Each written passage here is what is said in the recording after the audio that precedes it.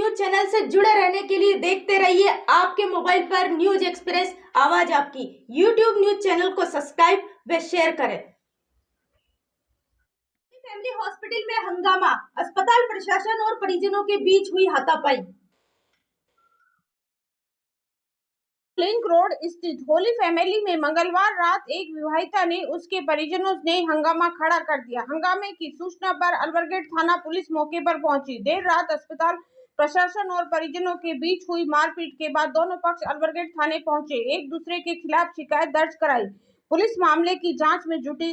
रामगंज थाना न्यू गोविंद नगर में रहने वाली विवाहिता ने होली फैमिली अस्पताल में प्रबंधक व डॉक्टर DND कराने की लापरवाही पर आरोप लगाते हुए मुकदमा दर्ज कराया। वहीं अस्पताल प्रशासन ने महिला के परिजनों पर मारपीट कर 5,000 रुपए की चोरी करने का मुकदमा दर्ज कराया।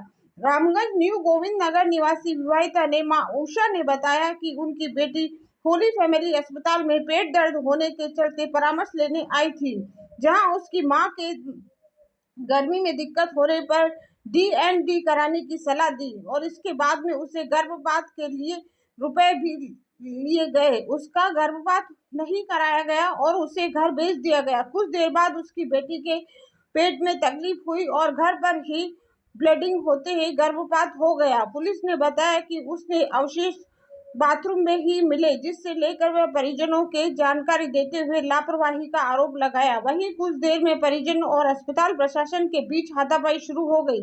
मामले की सूचना पर अलवरगेट थाना पुलिस मौके पर पहुंची और मामला शांत कराकर दोनों पक्षों में दी गई रिपोर्ट दर्ज कराई। अनुसंधान किया जा रहा है कि परिजनों का आरोप है कि होली फैमिली अस्पताल के डॉक्टर्स ने लापरवाही की और केवल पैसे ही हड़पने के लिए गर्भपात की बात की, लेकिन गर्भपात नहीं कराया गया। इस मामले में पीड़िता ने अस्पताल प्रशासन पर हर्जाना देने और डॉक्टर के लापरवाही की मांग की। आज सुबह अबॉर्शन करवाने आई थी अपना, तो यहाँ पे डॉक्टर ने रिपोर्ट दिखाई, तब उन्होंने सोनोग्राफी की तो उन्होंने बोला कि बच्चा ना ग्रो नहीं कर रहा और उसकी धड़कनें नहीं है। तब उन्होंने कहा अबॉर्शन करना पड़ेगा। तो अबॉर्शन करने के बाद उन्होंने सब करा। यहाँ पे शाम के 6 बजे इन्होंने मुझे डिस्चार्ज किया। सब कुछ पैसे वैसे सब ले लिए इन्होंने मेरे से। कितने पैसे लिए आपसे? 15-20 हज़ार रुपये लिए हैं। और डॉक्टर कौन था?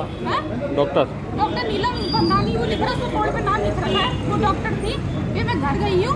घर जाने के बाद मेरे पेट में बहुत तेज दर्द हुआ और वही लेटी मेरे को ब्लीडिंग हुई है, पर कपड़े खराब हो गए, ब्लड के लोटे गिर रहे थे। बाथरूम में गई हूँ, मैं ब्लड के लोटे गिर रहे थे, तब साथ में बच्चा भी निकला। आप भी अबॉर्शन कराने आई और अबॉर्शन नहीं करा आपको और आपसे पैसे ले लिए और पता नहीं क्या क्या मानते हो आपके डॉक्टर की लापरवाही? डॉक्टर की लापरवाही तो है ही, और हमने जो उसमें दिया है हमको हमारा हर्जाना चाहिए, साथ में मुझे डॉक्टर भी चाहिए। मुझसे पूछे आज मुझे कुछ हो जाता तो ये लोग क्या कर लेते? मुझे डॉक्टर भी चाहिए और मेरा हर्जाना भी चाहिए। क्या नाम है आपका? आपका नाम? योगेश सिसोदिया। कहाँ रहते हो आप? न्यू गोविंद नगर। भारतीय जनता पार्टी प्रदेश नेतृत्व के आह्वान पर भाजपा शहर इकाइयों द्वारा अजमेर जिला कलेक्टर के बाहर 2 घंटे का धरना प्रदर्शन किया।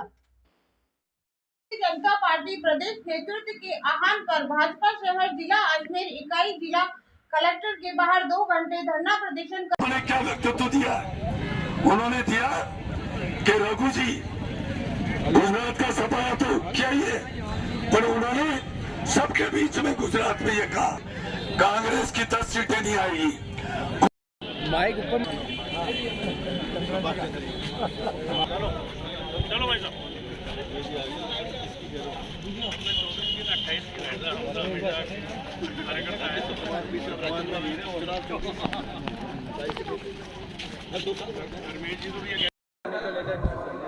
आज हमने जिला कलेक्टर को धरना दे करके यहाँ ज्ञापन दिया है। जिस तरह से कांग्रेस सरकार काम कर रही है पिछले 4 सालों में, महिला अत्याचारों में ये प्रदेश पहले नंबर पर है, हत्या के मामलों में ये प्रदेश 6ठे नंबर पर है, चोरी डकैती के मामले में ये प्रदेश 9 नंबर पर है। तो महिला कहीं पर भी सुरक्षित नहीं है। इसी प्रकार से विकास की दृष्टि से देते ना तो पानी मिल रहा है, ना बिजली मिल रही है। ये सरकार पुनः बाड़ाबंदी में जाने वाली है।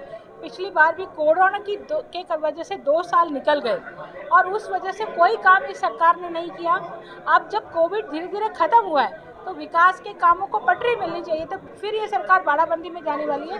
अशोक गहलोत के मंत्रियों में कोई सामंजस्य नहीं है, वो एक दूसरे पर आरोप प्रत्यारोप करते रहते हैं। इन सब स्थितियों को देखते हुए जनता अपने आप को ठगा सा महसूस कर रही है। पानी के लिए 24,000 करोड़ रुपए केंद्र सरकार ने दिया, लेकिन फिर भी सिर्फ ये सरकार 4,000 करोड़ रुपए ही खर्च कर पाई है।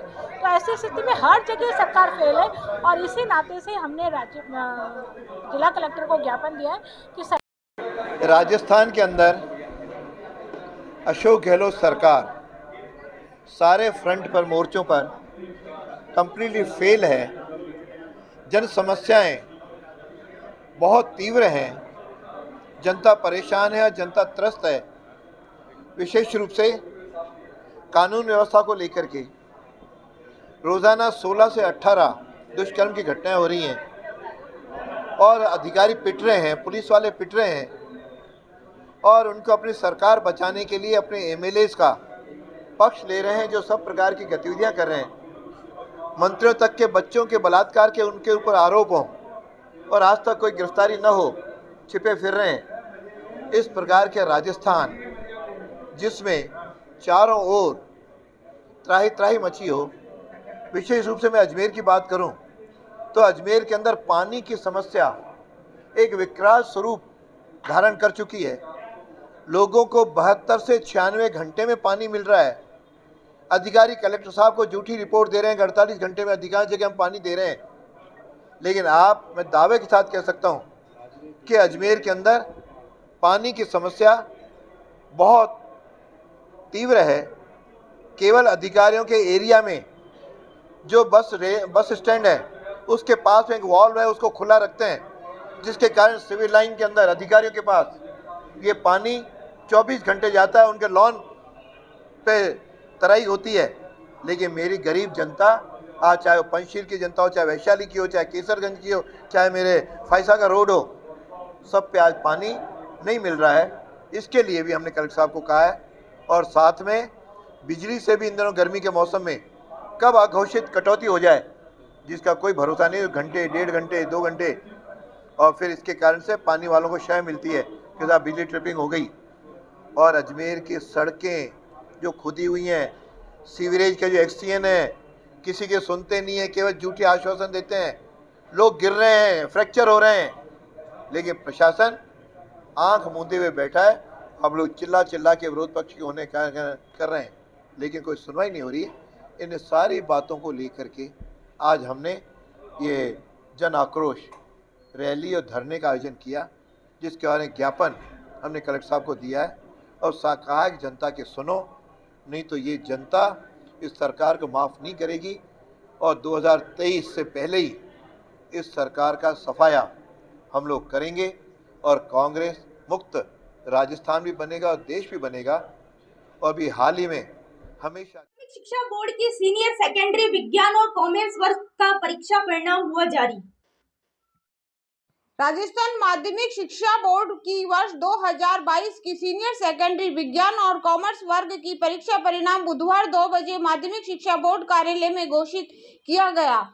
बोर्ड प्रशासन एनएल मंत्री बोर्ड परिसर स्थित कॉन्फ्रेंस हॉल में प्राइवेट स्टूडेंट का है। अब मैं कॉमर्स के बारे में आपको बताना चाहूँगा। कॉमर्स में कुल परीक्षार्थी 2,27,325 थे।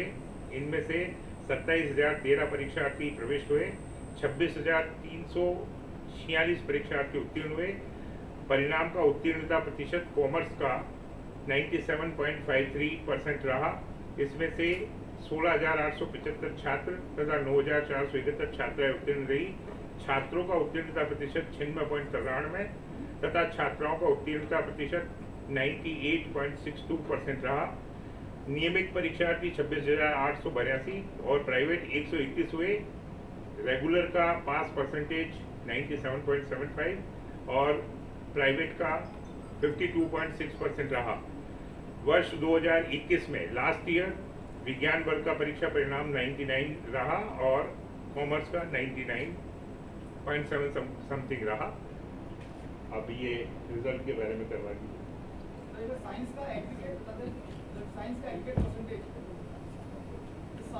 साइंस का एग्रीगेट परसेंटेज रहा है 96.53।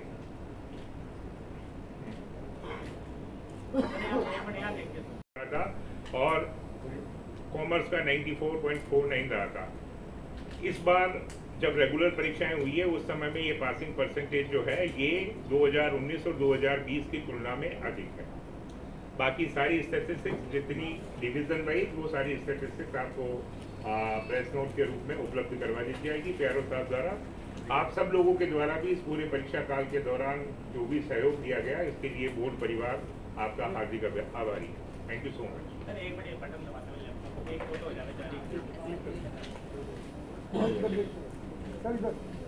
सर एक मिनट।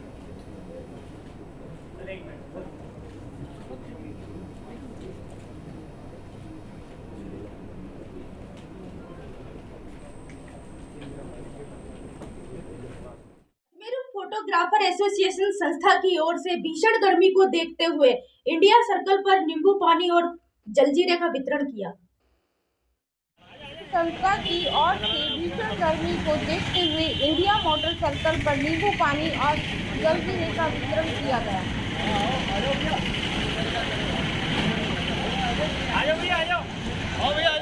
भैया देते जाएंगे आपको। लो पकड़ो, मैं दे रहा हूँ। भैया लेते जाओ ठंडा पियो ठंडा। नींबू लेना भाई, नींबू कम रहेगा।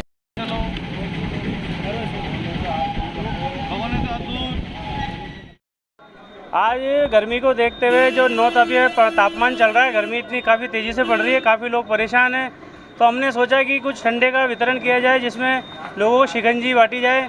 हमने आज 300 से 350 लोगों को शिकंजी बांटी, जिसमें हमने शिकंजी के अंदर नींबू, पुदीना, काला नमक, बर्फ़ ठंडा मिला के सब लोगों को वितरित की। ठेले वाले, बैलगाड़ी वाले, मजदूर जितने भी लोग हैं उनको रोक के हमने ये ठंडे का वितरण कराया। महाराणा जयंती के अवसर पर हम लोगों ने कार्य किया। जिला फोटोग्राफर संस्था उपाध्यक्ष किशनगिरी। दिगंबर जैन महासमिति महिला एवं युवा संभाग अजमेर द्वारा लाडो पूजा का विवाह में सहयोग एवं युवा महिला संभाग अजमेर द्वारा आज दिनांक 1 जून 2022 को प्रातः 11 बजे समिति की राष्ट्रीय कार्याध्यक्ष मधु पाटनी के निवास स्थान पर गणपति विहार कॉलोनी राम भवन के पास माखूपुरा निवासी विधवा महिला जिसकी लाडो की पूजा विवाह आगामी 6 जून को होने जा रहा है। आर्थिक स्थिति बेहद कमजोर होने के कारण समिति सदस्य एवं समाज सेवियों, भामाशाहों व अन्य सौजन्य से विवाह एवं विवाह उपरांत ग्रस्त जीवन में कार्य में आने वाली कार्य सामग्रियां देकर विवाह किया जा रहा। श्री दिगंबर जैन महासमिति महिला युवा महिला संभाग के तत्वाधान में आज हम 91 नंबर की बच्ची की शादी के सहयोग कर रहे हैं। इसमें इसके गृहस्थ जीवन है, उससे शादी में जो सामान काम आता है वह सभी देने की कोशिश की है। और हमने आज तक बच्चियों को जितनी भी शादी की है वह करीब अब जहाँ तक हमें जानकारी मिलती है सभी सुखी है, प्रसन्न है। आशा करती हूँ ये बच्ची भी बहुत अच्छा अपना जीवन जिए और इसका भविष्य भी उज्जवल रहे। हमने इसको 21 साड़ियाँ और सेलो के आइटम, कुकर, ओवन, सभी तरह के बर्तन और ज्वेलरी है।